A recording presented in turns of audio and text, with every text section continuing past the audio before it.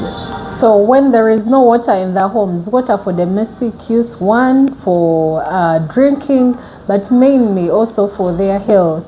Yeah, when it's not there or when it is less, it will put them at risk of contracting diseases from untidy environments, but also a demand from the children who will not understand that it's because of climate change that we are not having food at home. Or there are men that demand water for showering, warm water. Currently we are experiencing a very strong heat wave that most people, I don't know whether it also happens to you, but most people nowadays are not covering themselves at night because of the too much heat. Women's skins have really gone bad because of the too much heat. What is your perspective as a woman, as a girl, as a young girl living in a situation where we are facing the adverse effects of climate change, and also as an environment specialist?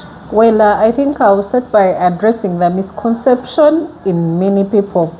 It can shine for so long, but also rain, but it's just for a short period of time. We call that climate variability, not climate change. Climate change has to be over a long period of time. So in my thinking, as an environmental scientist, I think what we've experienced this year is climate variability. One, the year has just started. We don't know what will happen next. Yeah, Uganda Meteorological Authority will tell you that at the end of the year, just like last year, we shall see a small rise in the mean amount of rainfall received, as also to the amount of sunshine that we experienced.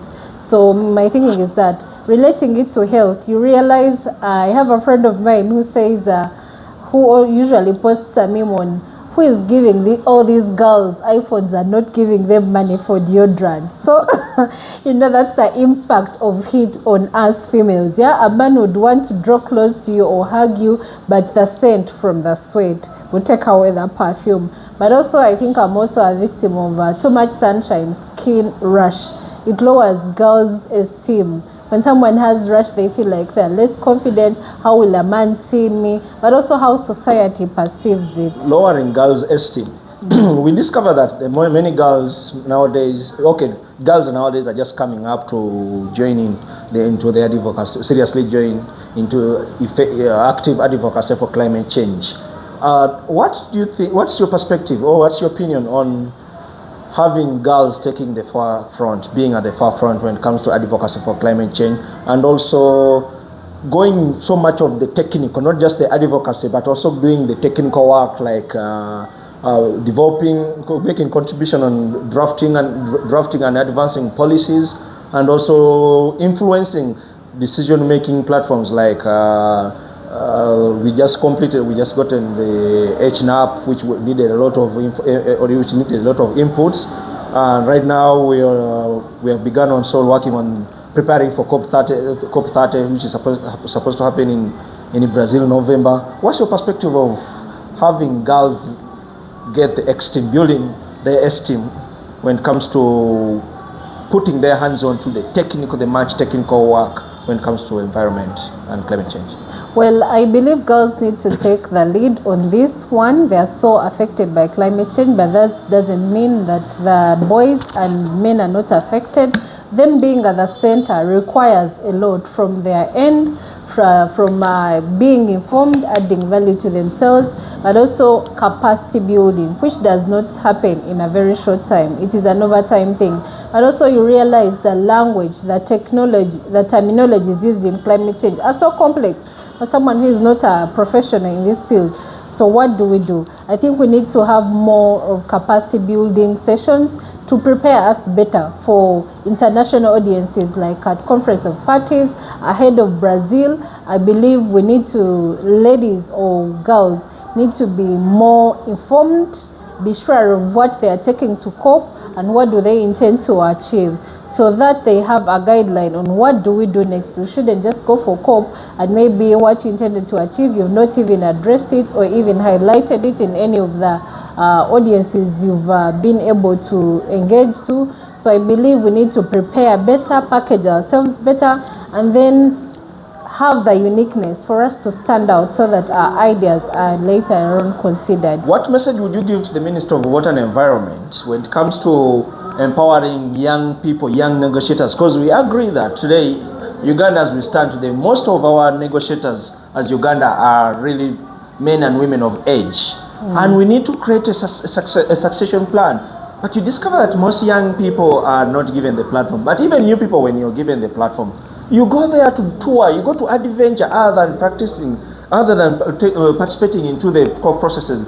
We notice that many young people, when they get a chance to attend COP, right from Egypt, the COP 27, COP 28, COP 29, you find that young people just go and attend side events, row in side events, and forget that the negotiations don't happen in the side event, but rather in the negotiation rooms.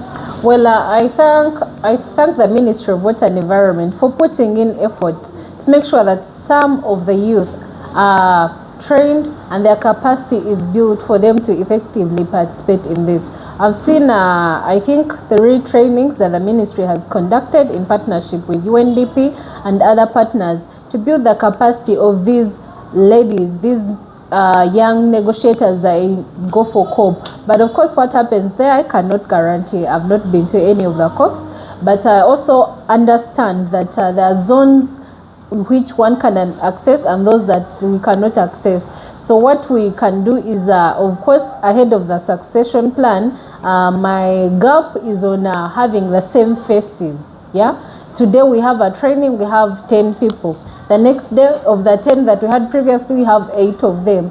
So I feel like it's not fair or considerate enough for them to be able to participate in this. We need more young people rather than having similar faces. We understand that you've been competing as Miss Climate Change 2025.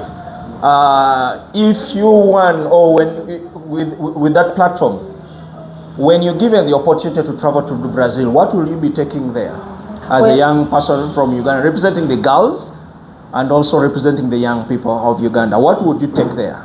First of all, I'll start with what makes me unique, different from those that have been there. I have a professional background and I am informed, honestly. My passion to join the Miss Climate Change Awareness contest was driven by that. I have the knowledge, I have some small experience, so I was really not going on a rogue ground. Yeah, my intention, if I went for COP30, is to drive the women empowerment agenda in these climate change policies. Yeah, as our theme was saying, accelerating women's action in this.